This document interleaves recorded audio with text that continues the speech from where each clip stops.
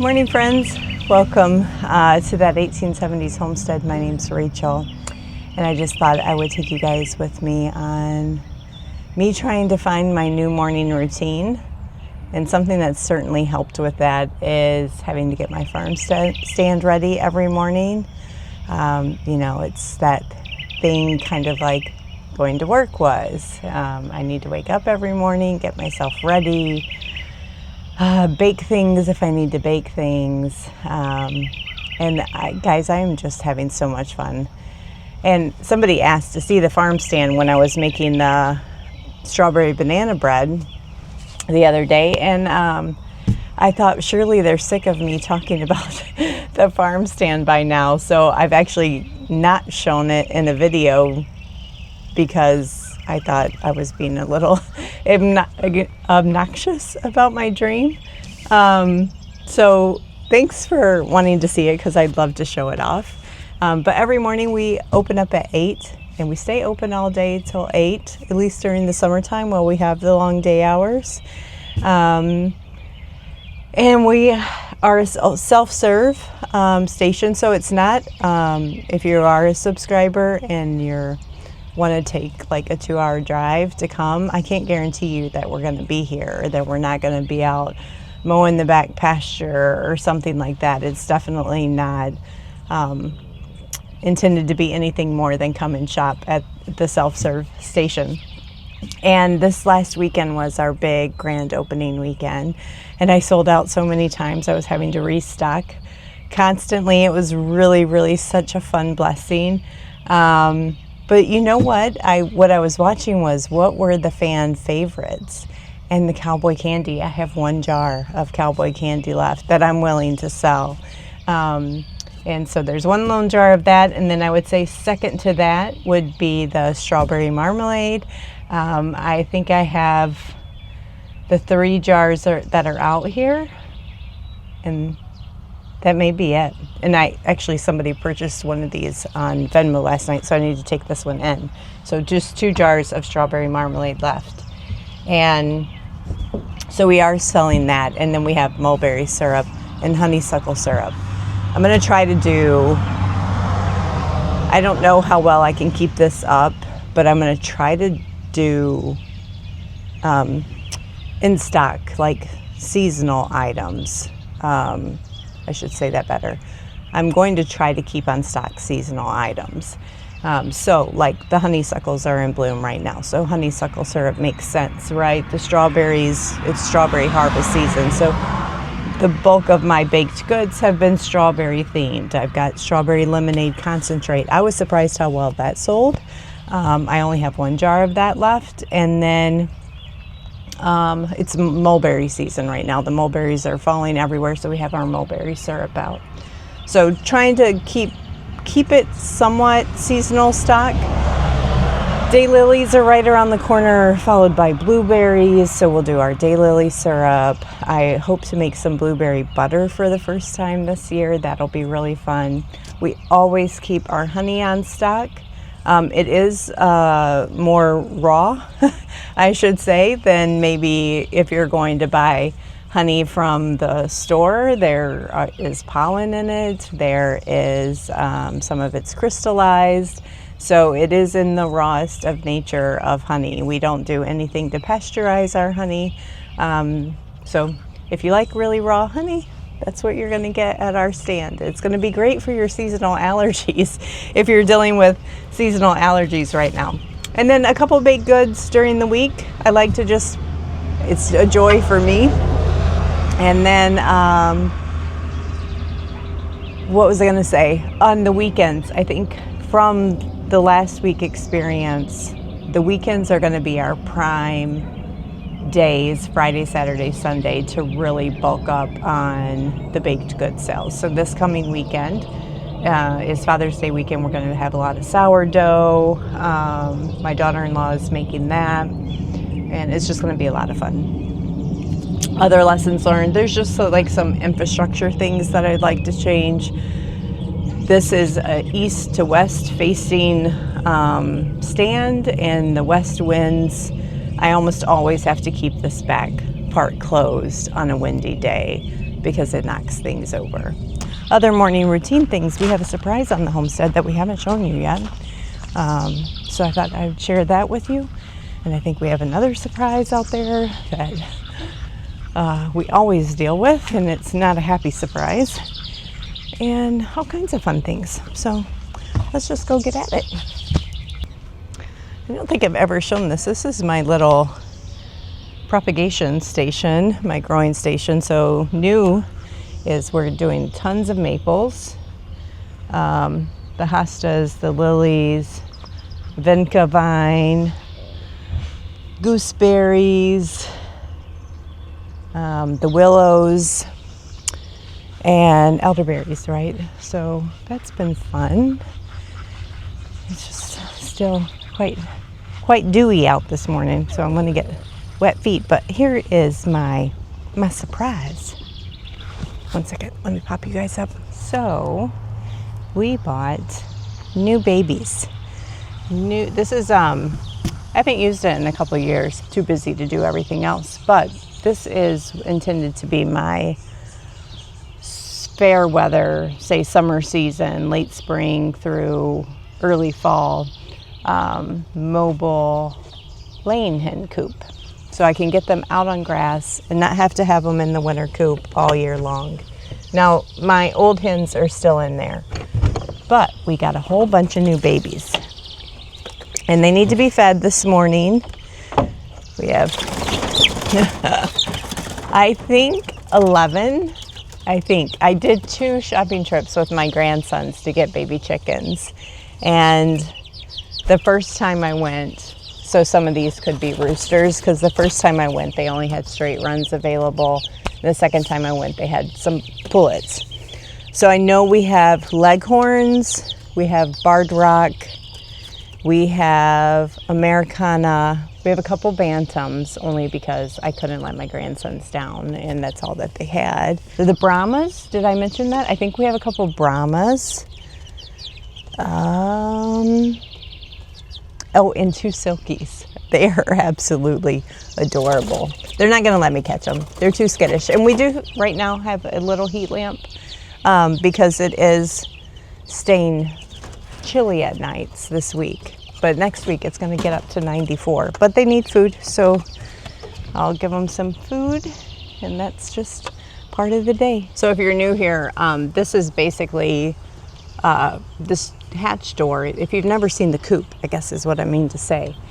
This hatch door is for clean out, but it makes it nice for setting up things like this for babies, because when they're big, they'll get fed outside. They won't get fed inside. And we've just moved them out here. They're in between a week and 2 weeks old. They were just flying out in the house, and it's warm enough outside to just get them outside. But let me show you the coop real quick, so we'll walk around the front. It's on wheels, and then it has a little ropey system that you pull it, a door that I can easily walk in, and then it has a raise and lower hatch door that the chickens come out. And I think that this weekend we're going to start letting them out. They'll know that that's home, but we need to set up the electric fence around it.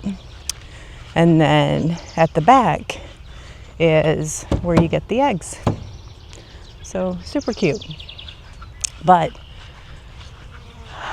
there's a couple things I wanted to do this morning, and before I get too far, I should go grab my cutters and a vase, because I want to take you guys through the back pasture and show you the paths that I just mowed. Yeah, Lord have mercy. I'm going to show you the planned but not so good surprise, and maybe we'll peek at the garden. I see the guineas are out. We're just going to have a fun morning together. Alrighty, I think we're good to go now. So in my last, you guys want to see something funny though? Whoop, I'm carrying my coffee in my pocket. In the last garden update video when I was harvesting strawberries and planting the cucumbers. People were often asking how I water the garden. And I've done videos on this in the past. So just concept-wise, I won't water the garden if we've had at least an inch of rain over the course of the week, or we're forecasted. I really, really prefer the rain. And you'll hear the water going. So obviously, I use a sprinkler. But that's what I aim for, 1 to 2 inches of rain. If we've had like a deluge, I may not even water the second week, even if there's no rain in the forecast. So we haven't had good rain, and we're not forecasted to have any good rain. So one time I did an experiment, and this is what I recommend you to do, is put something out there to catch the water, whatever watering system you're using, and see how long you need to keep that watering system going to give your garden an inch of water. Because it'd be much better for you to water less frequently than say every day for a little bit at a time, because you want those deep, strong roots create for a healthier plant. They get more minerals down there deep into the soil than if you're watering just 15 minutes here or there. Those roots are staying shallow. They're not having to go down deep, and you're going to get a weaker plant for it. So what we use has always been our system, is an oscillating sprinkler that goes like 330 degrees, something like that. In the past, we've used the tripod version style. This year we found, my tripod must have broke last year because it does not exist. So this year we went at Family Farm and Home, is a farm supply store near us. And they had this mechanism. It's kind of like a PVC piece with a sprinkler head attachment that just goes on top of a T-post. So we just mounted a T-post in the center of the garden, and it's much, much nicer than those tripod things. It takes way less of a footprint in your garden, and I'm loving it. And it doesn't seem to, it seems sturdier and stronger. I think it was like $17. And it's doing a good job. And now I know for mine, I have to I have a timer up at the faucet, and I set it for 2 hours. 2 hours gives me an inch of water. But the flower bed's looking lovely. So I'm going to harvest just a few. Todd got me a speedwell for Mother's Day. I'm pretty sure that's what it's called. I'll go cut some and bring it over and show you. And I see some red strawberries, but I'm not harvesting strawberries today because I had my grandson overnight, and he's getting to be big. He's only 2.5, but we did a lot of wrestling and carrying and playing, and Granny's back is not happy today. So we're not gonna do that. But I love this. I love this plant, and I can't figure it out. I can't figure out how it's growing. Is it blooming from the bottom up? I think it is. I think it's blooming from the bottom up, and I didn't know that. Isn't it beautiful though? It doesn't have a very long stem, at least this first year, but they're just not much of a smell either, but it's really, really, really pretty. So I wanted to grab a couple of those just to show you. Can't really make much of a flower arrangement with those little stems, but man, wouldn't those be cute in a men's boutonniere? Absolutely adorable. We might as well grab some breakfast snack while we're out here since they're ready. And these strawberries just creeped in from when I was growing them over here on the fence row. And I let them fill in gaps. So, nice little strawberry snack this morning. perfect. But I walked right past the thing.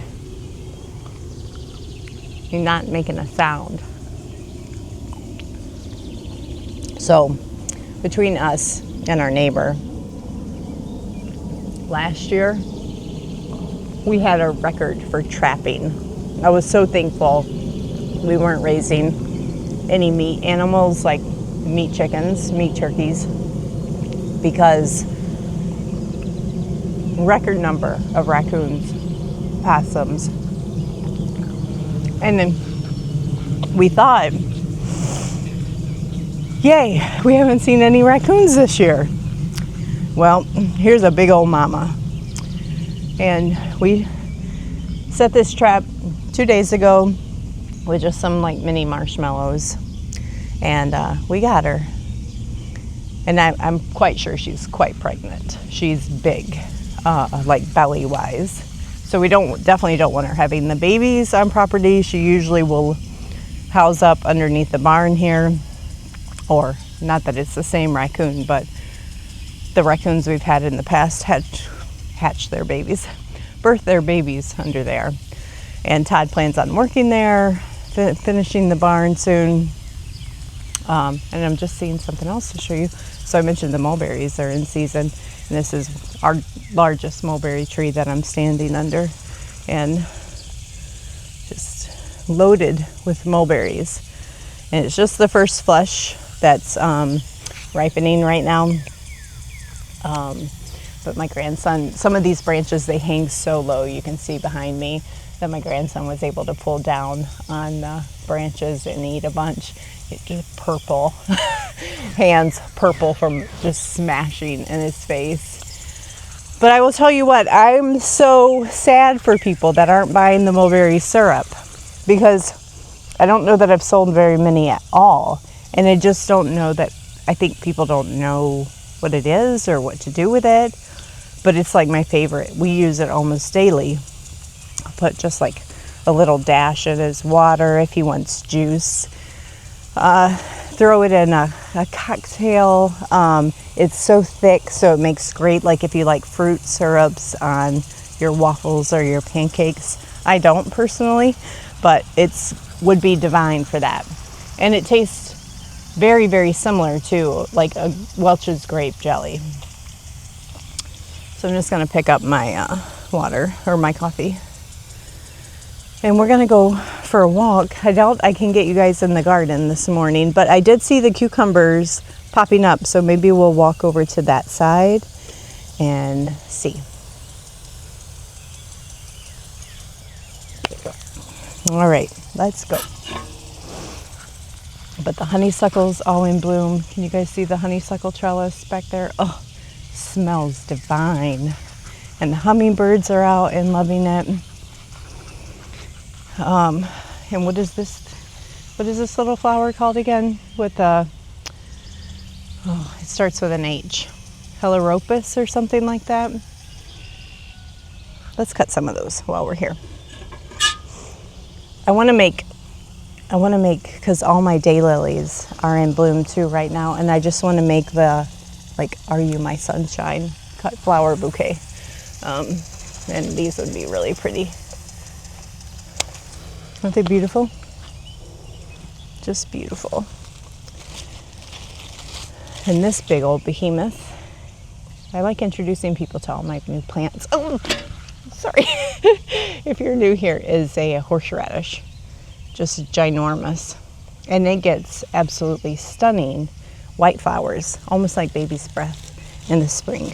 Okay, let's walk over and see if I can show you any of the cucumbers without getting wet. Ooh, we have peas.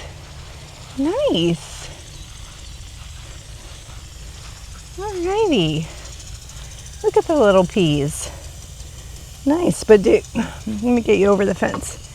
Can you guys see the cucumbers down there popping up in that little row? Hopefully you guys can see that. But, so this front row was the albeit, but I'm not seeing, any of the, excuse me, I'm not seeing any of the pickling cucumbers. I have to go back and watch that video and make sure I'm remembering that correctly, which the pickling cucumbers is what I need. And those were quite older seeds I mentioned in that video. They were 3-year-old seeds. And Todd's gonna kill me when he's editing this video because I'm just talking and talking, and it's gonna take so long for him to edit. So I'm gonna stop talking. We're gonna head over to the pasture, and maybe we'll just, the pasture lanes that I cut, and maybe we will just end the video with some B-roll of me walking around, smelling pretty things, and cutting whatever I feel inspired to cut and take into the house. But it's only the first mowing, so it's a little messy right now because it was quite tall when we cut it. But I'm gonna get out here this evening, I think, and once everything dries out, and cut it again. It's been about 5 days, I think, since we cut. So we're back here at the pasture. Oh, and I don't know, there's just something so magical to me about all the different grasses. Like, I'm a huge fan. I find so much beauty in the different shades of greens and pinks and ambers and just the prairie-ness of it all. I love it. But before I leave and get too far without talking to you guys, last year we hosted our son's wedding back there. And it was the first time we had cut paths through the pasture like this. And I went through and I seeded, probably like hand seeded, no less than 1,000 wildflower seeds, because I wanted them to have a wildflower walkway. I got like a couple poppies popped up. But this year, oddly, we have some beautiful bachelor buttons, and they're all through the pasture, just randomly. Like, here's another beauty. Oops, get you guys down there. Down here, just stunning. And the delphinium. Oh, it's just sporadic all through. I'm like, I never saw it last year at all. I'm almost positive it didn't exist. So that's just been a really fun surprise this year. But we're gonna go over to, I made Todd walk it with me for the first time last night, because I did the paths this year. You know, some men, I won't say all men, my man is very straight lined. So his paths had a bend to them. My paths are all curves. And it takes you a good long while to walk through them. And as I was cutting them, he was with me. He's like, Rachel, I said, what do you think so far? He said, it's a little crazy. I said, it's supposed to be. It's supposed to be fun. Like, anywhere you are, so I'll turn you around. Anywhere you are, you can't see where that path goes. You have no idea what's around that bend. Are you going to turn to the left again? Are you going to turn to the right? You don't know where you're going. And it should be that wherever you are, you can't see the next path. And so I made him walk it with me last night, but he made me put in some exit ramps in case somebody doesn't want to do the whole walk. So I was like, fine, I'll put in some exit ramps. But anyway, this is the gorgeous view. And all throughout here, clover's in bloom. The feverfew, the red clover, oh, the crimson clover, guys. I seeded that this year. It's stunning, stunning. But my main purpose is to harvest clover. And last night I spied where all the oats are growing. So I know exactly where to walk to check for milky oats, because I really want to make my own milky oat tincture this year. but just gorgeous wildflowers everywhere, and it only gets better as the season goes. In the fall, September, oh, the asters and the goldenrod, oh, so stunning. Look at this. I'm just going to show you guys everything. Oh, all the monarch milkweed is just blooming. I love it. Okay, I'm going to put you guys down and you guys can just follow along. Not just a dandelion, but you know what I mean. But you don't have really a bloom. What do you do? This is, what do they call this stuff again?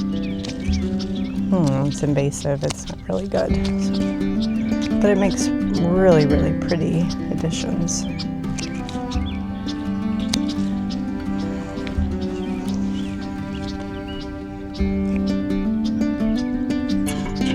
Walking through the trail.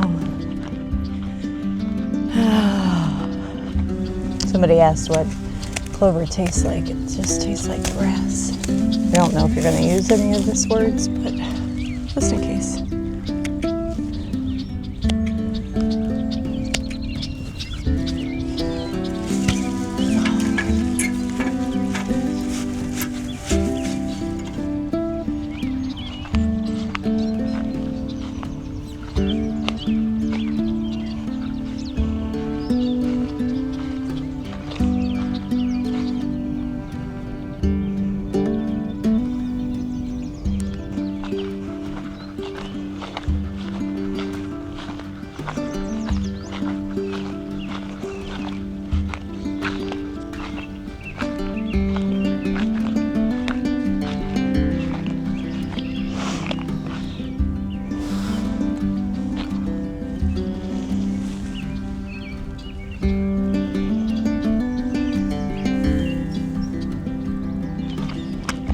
Last one. I'm going to do this bend all the way to the purple asters and we'll be done.